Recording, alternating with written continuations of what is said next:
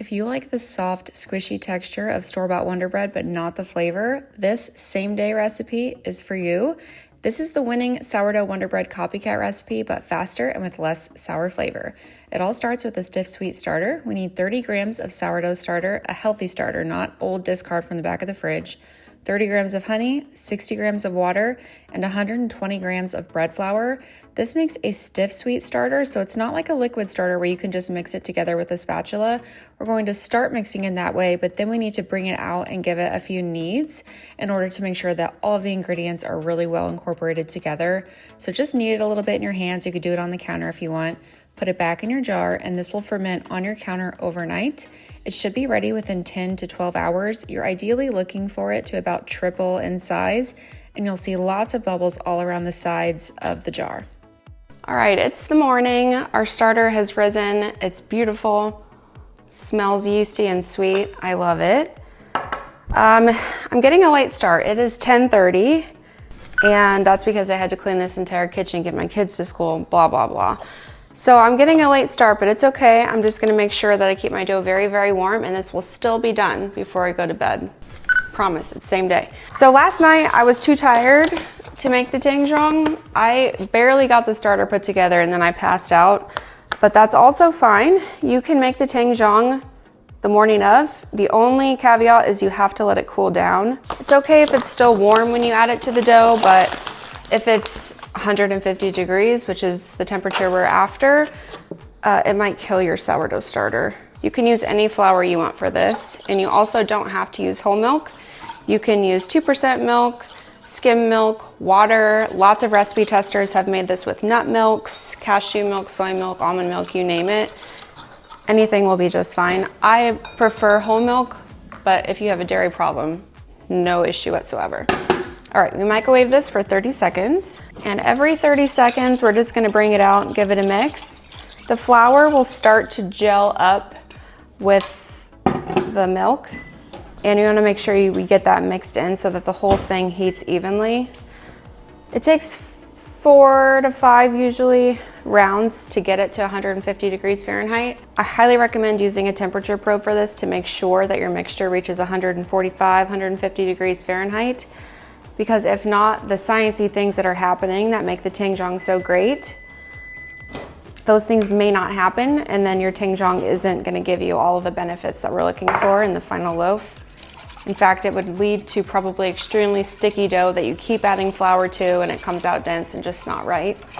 So make sure you get it to a gel-like consistency, and I'll obviously show you what that looks like. Okay, we're starting to get the mixture gelling up. So it'll probably only take 1 or 2 more rounds in the microwave to get it finished. Okay, this is probably done. It has really gelled up now, like a pudding consistency, super thick. And we're at 165, so it's a little over, but that's okay. The most important thing is that it's not under. So this looks good. That's what we want. But again, this is too hot to add to our dough. This would definitely kill the microbes in our sourdough starter and your dough would never rise. Okay, so I need to cool this down. I'm gonna stick it in the fridge and I'll move on to measuring out all the other ingredients for my dough, and hopefully when I'm finished with that, this will be cooled down enough to add. Okay, I've got my stand mixer out. This is a stand mixer cabinet, by the way. I get asked about it a lot. The cabinet comes this way, and the brand of cabinets that we just got is called Craft Made with a K. They sell a stand mixer cabinet and it's amazing. Not having to pick up the stand mixer, especially this one, the uni one is very heavy, is amazing. So let's get the dough going. We're gonna put it right in our stand mixer bowl.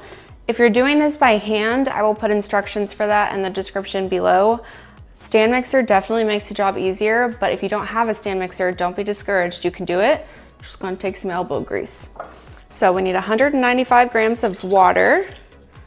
On the cool side, just cool from the tap, because the stand mixer will heat up the dough a little bit because of friction. So we don't necessarily want to use hot water. Okay, 45 grams of oil. I like using avocado oil, but you can substitute any other oil. A lot of recipe testers did olive oil and loved it, but grapeseed oil, vegetable oil, sunflower oil, any of that will be fine. Probably even melted butter would work. I'm gonna do 40 grams of sugar. If you don't want your bread to have any hint of sweetness, you can cut the amount of sugar. I don't know about removing it entirely, but you can definitely cut it down. If you try it with no sugar, let me know how it goes. You can also do honey instead. Just maybe cut back the oil by 5 or 10 grams to account for the moisture difference. 12 grams of salt. All of our stiff sweet starter. This is what we're looking for. Lots of beautiful bubbles.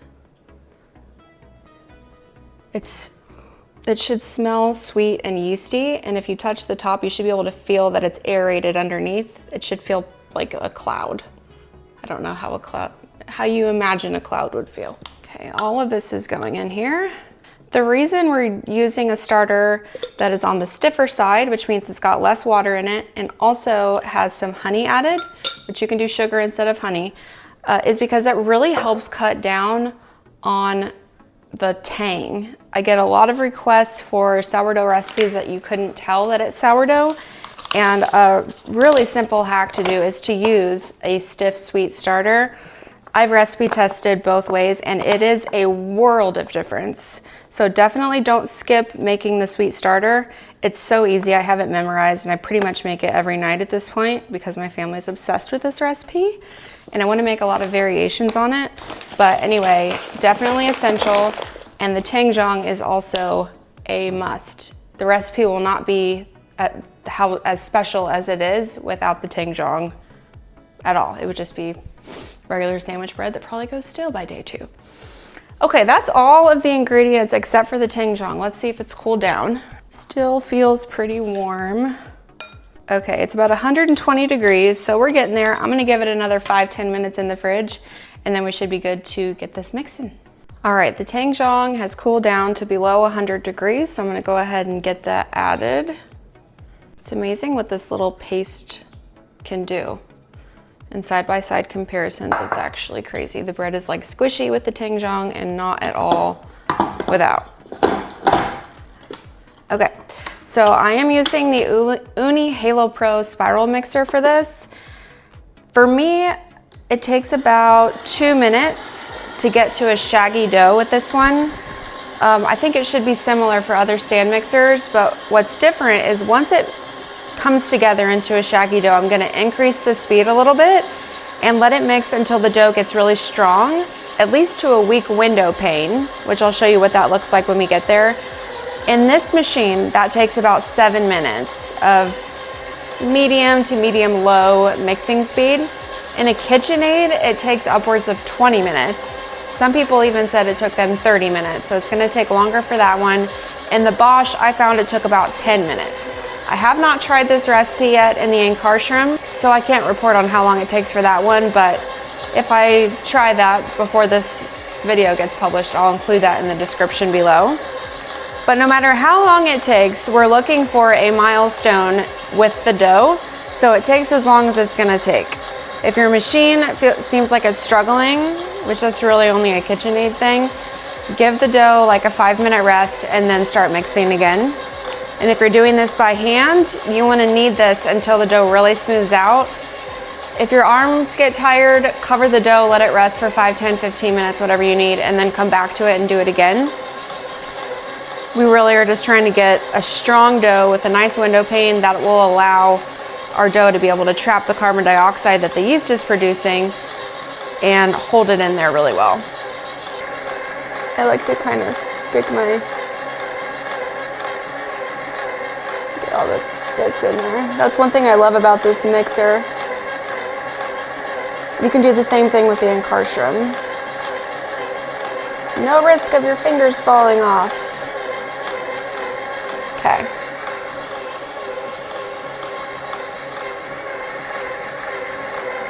So this is a shaggy dough phase. All of the ingredients look to be incorporated together. Now I'm going to increase the speed. And I'm gonna let this go for about 7 minutes, and I'll set a timer on here so I don't forget. Another feature that's really nice about this machine.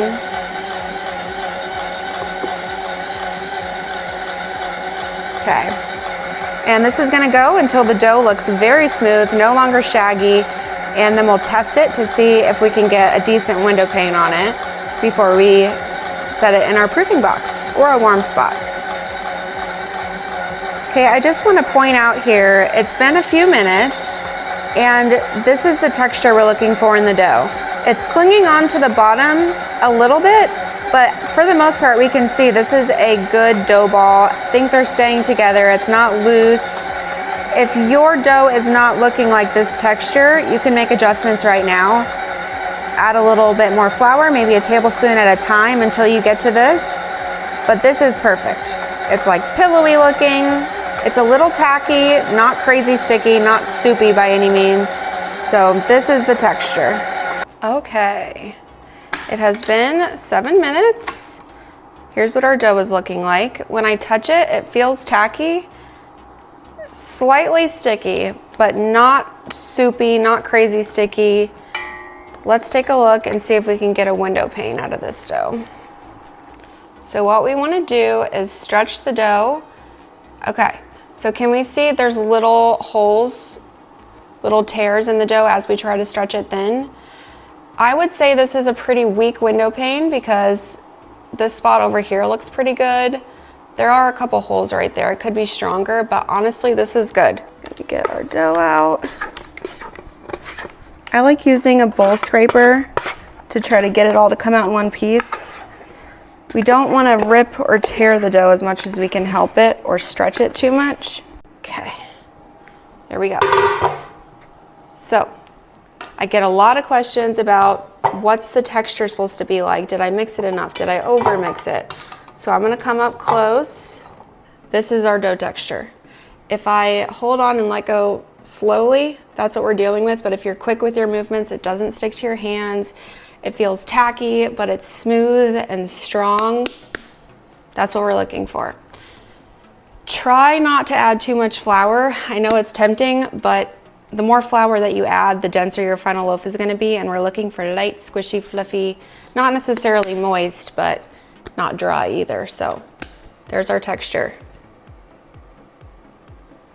Hopefully that helps. Okay, into the bowl. I lightly oil the bowl and that helps it slide out easier later. You don't have to do that, but it can be helpful. There are a lot of different ways that you can work to keep your dough on the warm side. If you happen to have a proofing box, this is the Broad & Taylor proofing box. It is incredible. I've talked about it before. It makes this job very easy because you can set the temperature. Because I got a little bit of a late start today and it's 11 o'clock now, I really need this temperature to be quite warm to get my dough to get back on schedule because I should have started this sooner. So I've got it set to 87 degrees Fahrenheit. We're really looking for any temperature between 80 to 90 degrees for this same day dough.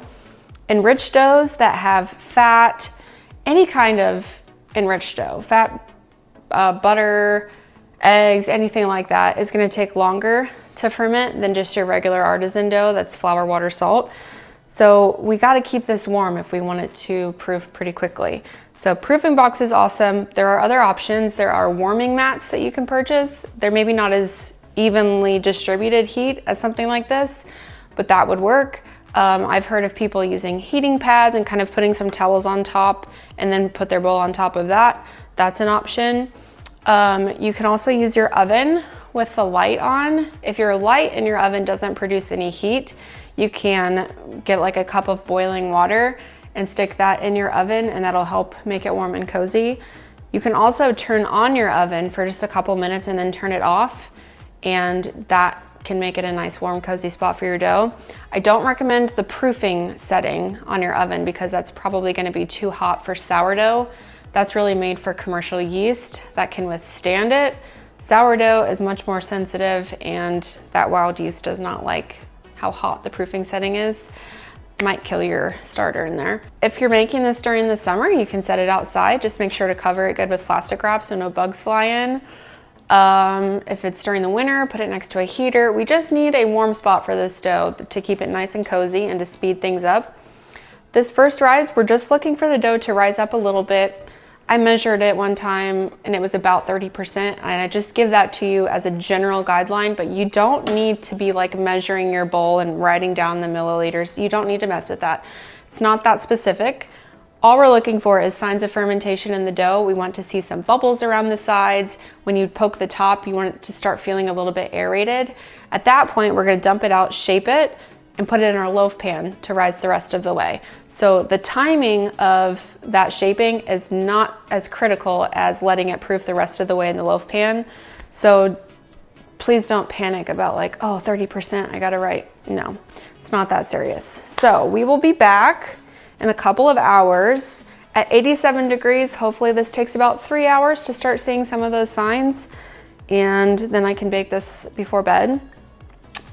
If your dough is not that warm, it will take longer.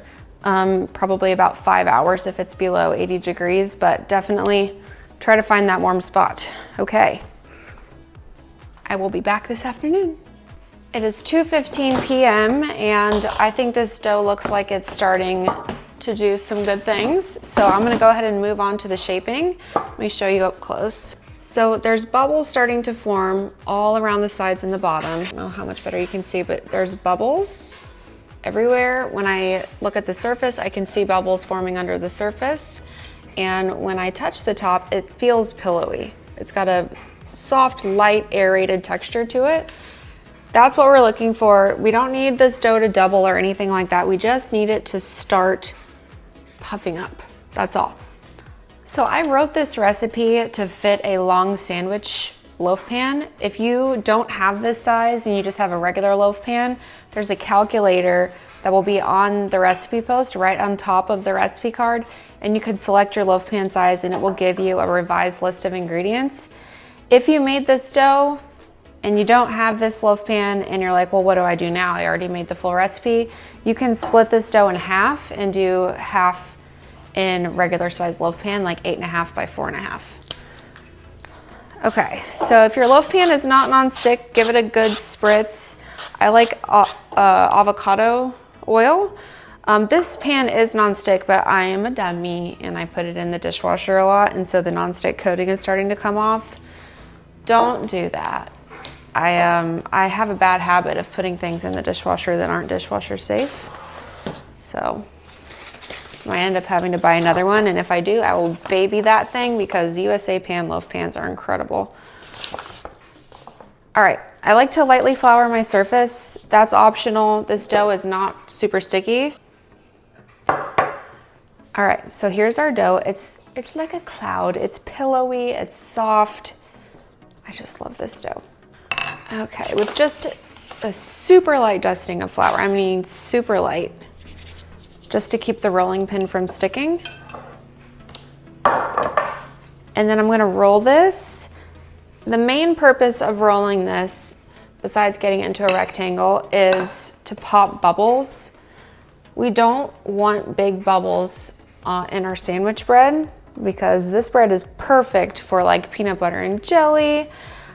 We just don't want things to be falling through. This really is a true sandwich bread, and a big hole can sometimes ruin your crumb. So this dough doesn't have any big holes in it that I can see. Sometimes it does, sometimes it doesn't, but this is looking good. Okay, and one little trick that I like to do is the very edge. I kind of take my thumb and just thin it out because that will help it adhere a little bit more cleanly when we roll it up. Okay, so start from the bottom. And as I roll, if you see any like pockets of flour, get rid of those because that can create a swirl effect in the final loaf that has like a little bit of separation. We want the dough to stick to itself. So if there's any dough bits on the outside, go ahead and try to get rid of those. And then as I'm rolling, I'm kind of pulling back toward myself to make sure that the roll is super tight. And then once I get to this point, I kind of tuck in the edges as I go. That's optional, you don't have to do that, but it prevents a big seam. Some flour, just dust it off. This dough is so soft. I'm in love with the texture.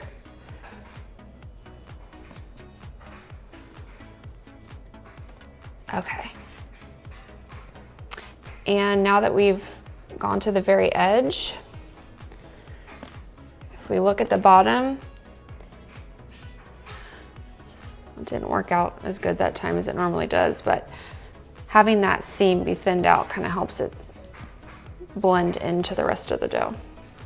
Yeah, it wasn't as beautiful as it sometimes is. Okay, so there's our dough. I'm just gonna pick it up and place it in our oiled loaf pan, seam side down. And that's it. This is gonna go back in the proofing box now, or the warm spot that you've selected, until it's about even with the height of the loaf pan. Usually it just depends on how warm your environment is and also how strong your starter is in your dough.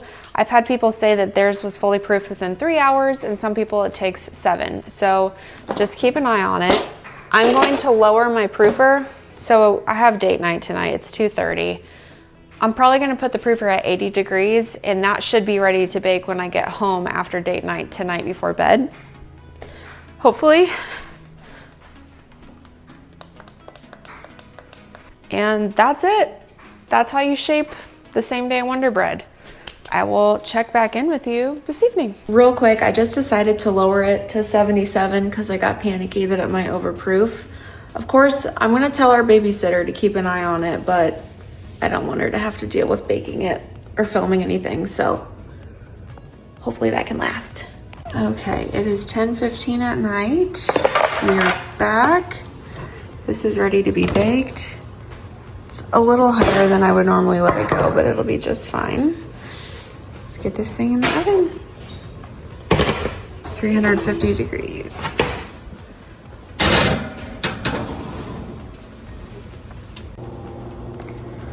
I'm exhausted.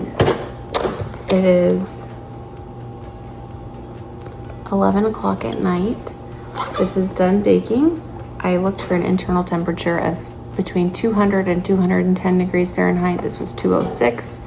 It looks perfect. I buttered the top. That'll help keep the top nice and soft, but that's optional. And out she comes. Look at this. Stop. Like, it looks like Wonder Bread. It is beyond squishy. I mean, this just came out of the oven and it's steaming hot though. So we're going boating in the morning. I'm gonna make sandwiches for the boat, but I can't make them right now because this is still too hot to cut. So I'm gonna let this cool overnight on the counter. It's not ideal, but it'll be fine. And then in the morning, I will slice it and show you the inside, and we'll make some sandwiches. Sorry this is so informal, but I'm tired. Sometimes timing is weird with life. Okay, see you tomorrow. It is bright and early in the morning. We're getting ready to go scalloping. That's why we're up so early, but I need to cut into this bread. And I gotta make our sandwiches, so let's see what the inside looks like.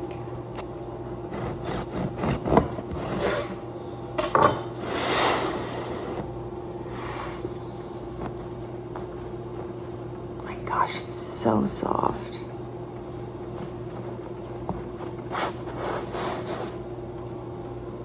Oh, it smells so good too.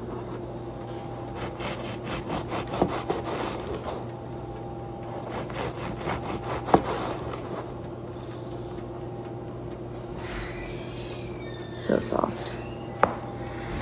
You have to try this. This bread is pretty incredible. It is so soft. It's perfect for lunch meat sandwiches, peanut butter sandwiches. It's just so soft. Like,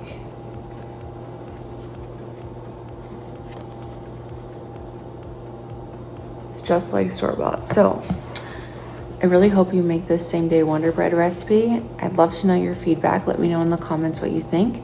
And don't forget to like this video and subscribe to my channel for new sourdough recipe tutorials. Happy baking!